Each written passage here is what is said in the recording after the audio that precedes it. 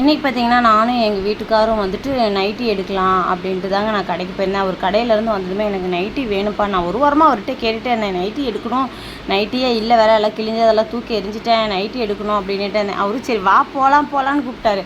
எனக்கு தாங்க மனசே வரமாட்டேங்குது. ஏன்னா நான் அதிகமாக நைட்டி இருந்தால் அதை கிழிச்சு எரிஞ்சிட்டு விட்டுருவேன். அவ்வளோவா நைட்டி விரும்பவும் மாட்டேன்.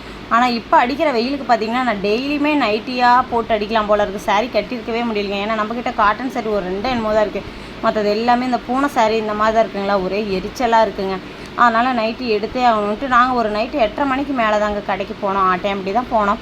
நான் ரெகுலராக போகிற கடை 2-3 கடை எல்லாமே க்ளோஸ் பண்ண ஆரம்பிச்சிட்டாங்க. டைம் வந்துட்டு 4 நாள் நைட் ஆகிடுச்சினால க்ளோஸ் பண்ண ஆரம்பிச்சிட்டாங்க. அப்புறம் நாங்கள் ஒரு 2 கடை ஓப்பனில் இருந்து அதில் ஒரு கடைக்கு போயிட்டு நைட்டிஸ் காமிங்க அப்படின்னு சொன்னால் அவங்களும் எடுத்து போட்டாங்க. ஏன்னா என்னோடய பட்ஜெட்டுக்கு தகுந்த மாதிரி தான் நான் நைட்டி கேட்டிருந்தேன்.